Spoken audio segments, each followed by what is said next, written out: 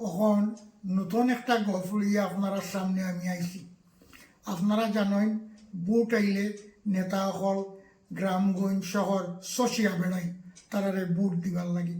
তো এক গ্রামও নেতার জনসেবা আছে, তাই আইবার আগে বিভিন্ন জায়গাত সভা করি আইতরা। গতিকে ও গ্রামও যখন তাই আইতা তখন তান দেরি হয়ে যার, তাই তো আইতরা না। ও গ্রামও মতিন বাই হইয়া একজন পাবলিক আসলা, আব্দুল মতিন তার নাম।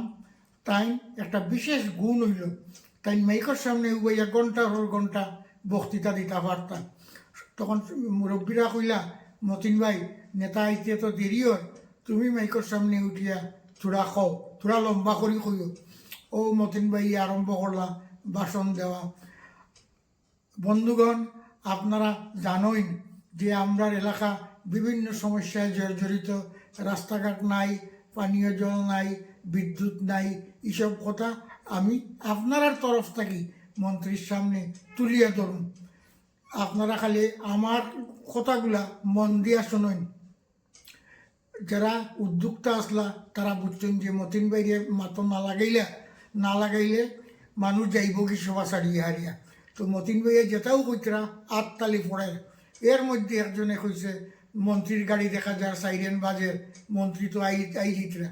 তখন উদ্যোক্তায় একজনে একটা ছোট কার্য লেখছেন, মন্ত্রী আই গেছেন, মতিন ভাই থোড়া বাট্টি করো। সেই কার্যর টুকরা পড়িয়া মতিন ভাইয়ে কইলা, বাট্টি আমি করছি স্যার, বাট্টি আমি করবো স্যার, কিন্তু বাট্টি করব বললেও সহজে বাট্টি করা যায় না। কোথায় কথা বাড়ে, টাকায় বাড়ে সুদ। আমি বাট্টি করার আগে আরও দু চারটা বাট্টি কথা বলছি, এলাকাবাসী শুনবেন, মন্ত্রী এসেও শুনবেন যে এই গ্রামে একজন অন্তত লোক আছে যে ঘন্টার পর ঘন্টা মাইকে বক্তৃতা দিতে পারে। আপনারা আমার কথা মন্ত্রীকে বলবেন। আমি তো টিকিট পাবো না আমি জানি, তবু মন্ত্রীকে আমরা জয়ী করব, এই আমার সাধনা। আবার আইলাম আপনার সামনে। কয়দিন আইসে না, বাক্কা ঠান্ডা পড়ে গেছিল লাগিয়া। তো যাইছি দুইটা গফ লইয়া। পয়লা গফটা হইল ভারতরে লইয়া। ভারত আমরার দেশ, আমরা ভারতবর্ষের শান্তিপ্রিয় মানুষ। আমরা দুই ধারে দুই প্রতিবেশী, একদিকে বাংলাদেশ একদিকে পাকিস্তান। তখন দেখা যায় তারা দুই পার্টিও তারার মধ্যে লাগছেন। বাংলাদেশে তো খালি হুমকি দিতরা ভারতরে শিখাই লইবা, ভারতের কলকাতা দখল করতা, 7 সিস্টার দখল করতা।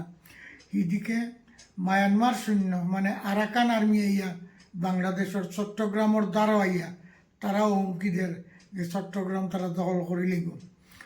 টেকিয়া বাংলাদেশে পাকিস্তানের লগে যোগাযোগ করিয়া তারা সাহায্য চাইছেন। এই খবর পাইয়া আফগানিস্তান, পাকিস্তানের পরেও হইল আফগানিস্তান, যেখানে কাবুলিওয়ালা থাকে, তারাই আউগাইয়া আইয়া পাকিস্তানের কিছু জায়গা দখল করে লিয়েছে। এখন পাকিস্তানও অশান্তি, বাংলাদেশও অশান্তি। আর মানুষে কইসলা যে ভারতে কিতার লাগে চুপ হইয়া বহাত, বাংলাদেশেরও শিক্ষা দেয় না আর পাকিস্তানেরও শিক্ষা দেয় না। ভারতে কইছে আমরা শিক্ষা দেওয়া লাগতো না, তারা দুইটায় তারার মাইর করিয়া দেখো না কিতা হয়। ও তখন আমরা আর কিছু করা লাগতো না। ওর এর ভিতরে আরেক গ হইল খেসর লাঠি মানে জিরোর লাঠি আর গাছর পাতার মধ্যে বন্ধুত্ব হয়েছে।